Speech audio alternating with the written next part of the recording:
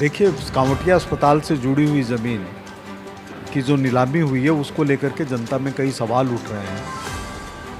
उनको नकारा नहीं जा सकता, इसलिए मैंने एसीबी को लिखा है कि उसकी जांच करवाई जाए और उन्होंने जांच शुरू करवा दी। कितनी ज़मीन है क्या? 817 मीटर है और महंगे भाव की ज़मीन है। जो भाव जिस पर नीलामी हुई है 60,600 रुपये मीटर, वो कम लगता है वहाँ के हिसाब सस्ते दाम में बेच दी महंगी। से। हाँ, ये सबको मतलब सोचने पर यही महसूस होता है। देखिए, गहलोत साहब है ना, बहुत वरिष्ठ नेता हैं और थोड़ा सा चिंतन के दौर में है, इसलिए उनके ट्वीट को गंभीरता से लेना नहीं। वो चिंतन के दौर से हैं। वो 15 साल तक मुख्यमंत्री रहे, वही अधिकारियों को नहीं समझ पाए। 8 महीने 10 महीने में अधिकारियों को परिवर्तन नहीं होता, जो एक बेसिक नहीं, परिवर्तन कोई समस्या का समाधान नहीं है। अगर हम इस तरह परिवर्तन करने लग जाएं तो हमारे घर में 5 आदमी हैं, उसमें पांचों अलग अलग होंगे। परिवर्तन कोई इलाज नहीं है।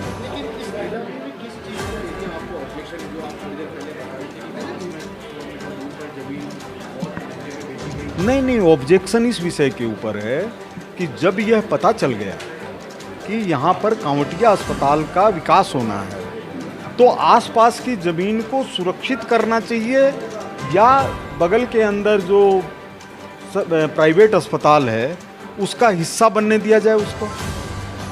यह है मूल विषय, लोक कल्याण से जुड़ा हुआ विषय है कि हमको पता है, जैसे ये तय हो जाए कि अपने को एसएमएस का बहुत विस्तार करना है और फिर पता चले वहाँ पर कोई प्राइवेट अस्पताल को दे दिया जाए, या न्याय है जनता के साथ में?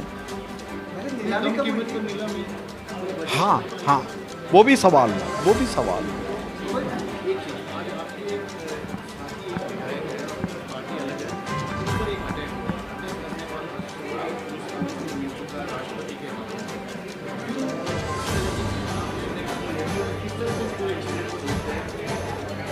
देखिए, रफ़ीक खान जी के साथ हुई घटना तो दुर्भाग्यपूर्ण है ही है। उन्होंने जो शौर्य का प्रदर्शन किया, अपने जो फौजी भाई हैं जिस समय किया, उसकी प्रशंसा है, लेकिन शौर्य प्रदर्शन की जगह ये नहीं है कि आप किसी के घर में घुस करके और उसको उठापटक करने की कोशिश करें। आपको भगवान ने शक्ति दी है तो शक्ति देश के लिए काम आई, हमारा आपके सामने नमन है। लेकिन आप पता चले कि अपनी शक्ति का चाहे जहाँ परिवर्तन वो करने लग जाए। अगर उनको रफ़ीक खान जी गलत लगते हैं, आरोपी लगते हैं, कोई उनके द्वारा गलत चीज़ हुई है तो उसके लिए पुलिस है, कोर्ट है, वहाँ जाएं।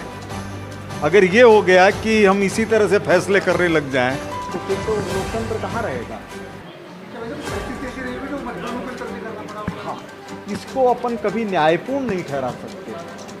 मान लीजिए किसी निरपराध को कभी कोई सज़ा हो जाए और वो वहाँ पर ब्रिटिश शासन की तरह पिस्तौल नहीं निकाल सकता। मतलब किसी के साथ अन्याय भी हुआ है तो उसके तरीके भी हैं, ये तरीका नहीं। नीलामी की बात आप कर रहे हैं, कब नीलामी हुई?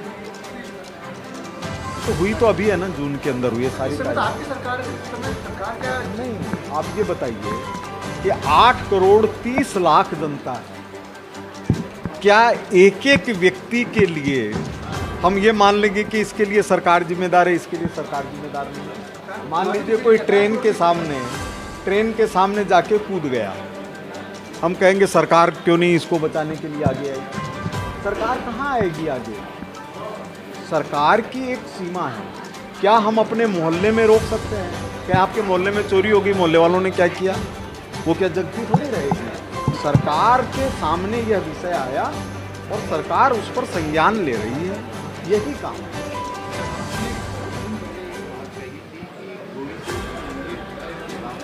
हाँ,